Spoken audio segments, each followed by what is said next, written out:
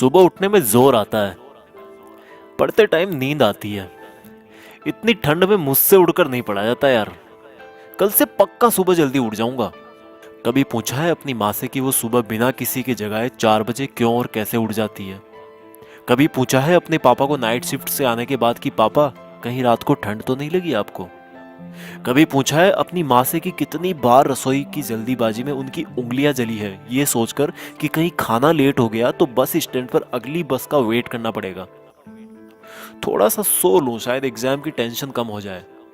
तुम टेंशन से बचने के लिए सोते हो और तुम्हारे पापा तुम्हारी ही फ्यूचर की टेंशन दूर करने के लिए जागते हैं।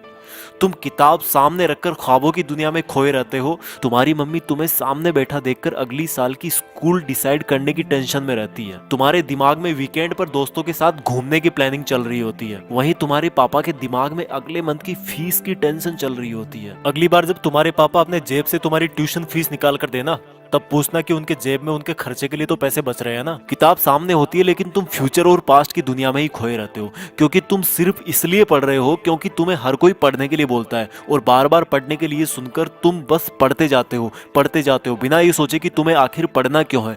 क्यों क्यों पढ़ना है तुम्हें?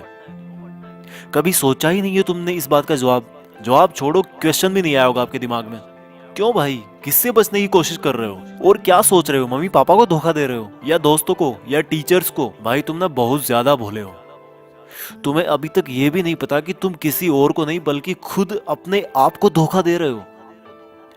क्यों अपने आप को यार 12 लाख वाली कार के फर्जी सपने दिखा रहे हो? कोई बंगला और आईपैड नहीं मिलने वाला तुम्हें ऐसे पढ़ने का ढोंग रचा करके। ये जो मोबाइल पे तुम डेली दिन में 100 बार फेसबुक और व्हाट्सएप चेक करते हो ना, उससे कई गुना तुम्हारे मम्मी पापा तुम्हारे फ्यूचर के बारे में सोचते हैं। और जब तुम्हारा छोटा भाई या एक दिन तुम्हारा लड़का बड़ा होकर आईफोन या लैपटॉप या बाइक मांगेगा ना, तब तुम समझोगे कि बच्चे की एक जिद पूरी करने के लिए पेरेंट्स को अपने खुद के सपनों से कितना बड़ा कॉम्प्रोमाइज करना पड़ता है। और तुम्हारा पढ़ाई में मन इसलिए नहीं लग रहा क्योंकि तुम सिर्फ पास होने के लिए या फिर कहीं पर सेलेक्ट होने के लिए पढ़ते हो। भाई तुम्हें तो टाइम ही नहीं है अपने आप से 2 मिनट ये पूछने का कि आखिर सब लोग तुम्हें पढ़ने के लिए क्यों बोलते हैं। तुम्हें पढ़ाई बहुत हार्ड लगती है क्योंकि तुम्हें फेसबुक व्हाट्सएप इंस्टाग्राम इजी लगता है, सुबह देर तक सोना इजी लगता है, बिस्तर में लेटकर मोबाइल से पढ़ना इजी लगता है। बेटा अपने पापा को भी बोल दो कि बिस्तर में ही लेटकर ड्यूटी कर ले। अपनी मम्मी को भी बोल दो कि सुबह जल्दी उठकर परेशान होने की जरूरत नहीं है। जब तुम्हारे मम्मी पापा तुम्हारे लिए लेट करके खाना नहीं बना सकते, तुम्हारे लिए पैसे कमाने के लिए लेट कर नौकरी नहीं कर सकते, तो तुम क्या जादू मंत्र चला दोगे बिस्तर में लेटे लेटे? कल पढ़ूंगा, शाम से पढ़ूंगा, मंडे को टाइम टेबल से पढ़ूंगा, हाफ ईयरली एग्जाम के बाद पढ़ूंगा, ठंड कम होगी तब पढ़ूंगा, गर्मी कम होगी तब पढ़ूंगा, कल से जल्दी उठकर पढ़ूंगा, दोस्त के नोट्स मिलेंगे तब पढ़ूंगा, एग्जाम का ब्लू प्रिंट आएगा तब पढ़ूंगा, एग्जाम के 1 महीने पहले पढ़ूंगा,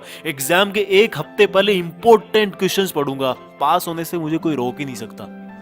ओ भाई, तेरा ना तो कल आएगा, ना तेरा टाइम टेबल 2 दिन से ज्यादा चल पाएगा, और ना ही किसी दोस्त के नोट से तू टॉपर बन पाएगा।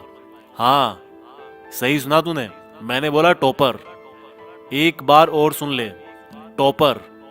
तू टॉपर बनने के लिए पैदा हुआ है। तू अपने पापा को नाइट ड्यूटी के चक्कर से आजाद करने के लिए पैदा हुआ है, खुद बिस्तर में लेटकर मोबाइल चलाने के लिए नहीं। और रुक एक बार, तूने कल क्या कहा था कि एग्जाम के 2 दिन पहले इंपॉर्टेंट क्वेश्चन पढ़ना काफी होगा तेरे लिए।